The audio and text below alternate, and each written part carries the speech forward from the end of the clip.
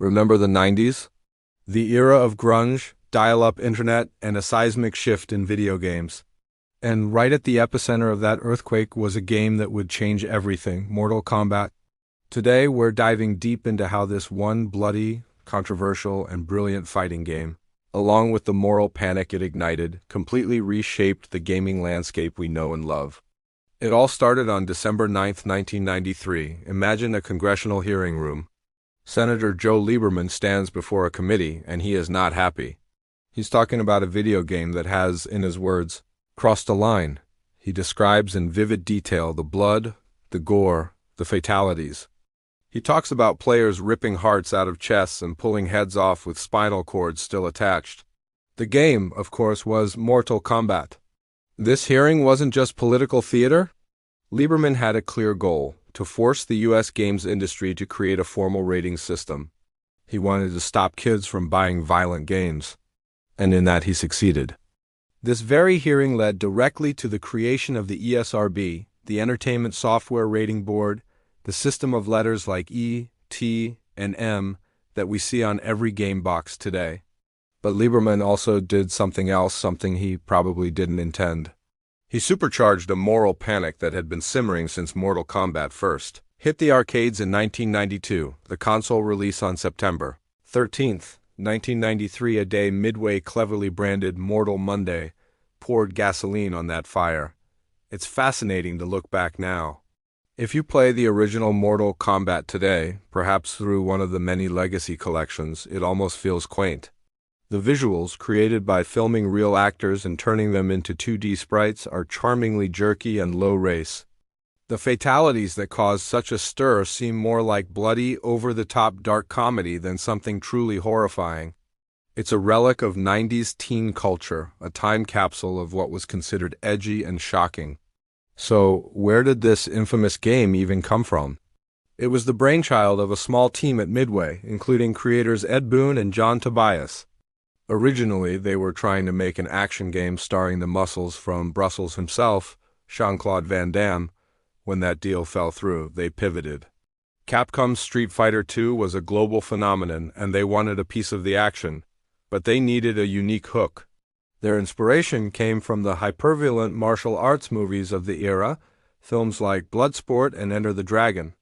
Ed Boon's pitch was simple: create the MTV version of Street Fighter. The idea for the fatalities grew organically during development. The team would just throw in ideas from their favorite violent movies like RoboCop and The Terminator. You might think the studio heads would be nervous about all this gore, but it was the exact opposite. According to Boon, their CEO would tell them, "No, go even further."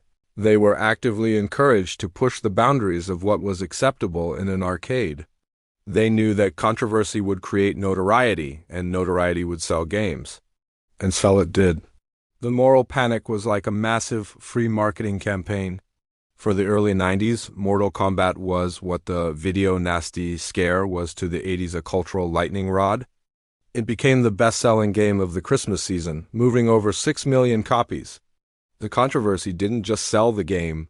It also became a new battleground in the great console war of the 90s. Sega, always positioning itself as the cooler, edgier alternative to Nintendo, embraced the controversy. The Sega Genesis version included all the blood and gore from the arcade, accessible with a now-famous blood code. Nintendo, on the other hand, tried to protect its family-friendly image. They censored the game, removing the fatalities and changing the red blood into gray sweat. Can you guess which version sold better? It wasn't even close. Sega's bloody version outsold Nintendo's sanitized one by a huge margin, proving that, for the teen audience, gore was a major selling point. The controversy also showed how adaptable the series could be. It wasn't just a one-trick pony. The franchise expanded onto handhelds like the Game Boy and later evolved into 3D action-adventure spin-offs like Mortal Kombat Mythologies, Sub-Zero. But the core fighting game remained, constantly reinventing itself for new generations of consoles and players. Of course, Mortal Kombat wasn't the last game to face a media firestorm. The 90s saw Doom constantly linked in tabloids to real-world violence, most infamously the Columbine school shooting. In the 2000s and 2010s, Grand Theft Auto and Call of Duty became the new villains, blamed for everything from societal decay to corrupting the youth. More recently, even a game as cartoonish as Fortnite has been accused of creating a generation of addicted kids. Yet there's something uniquely fascinating about that 1993 hearing. The image of Senator Lieberman in that wood-paneled room trying to describe a fatality to his colleagues marks a true turning point. This was the moment the games industry visibly pivoted.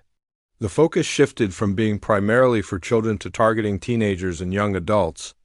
It was the dawn of an era where abstract puzzle games and colorful platformers started sharing shelf space with graphically rich, narratively complex, and yes, often violent, adult-oriented adventures.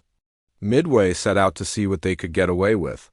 And the answer they found that controversy sells, that there's a massive market for mature content, and that the industry needed a way to regulate itself before the government did it for them, shaped the entire future of video games.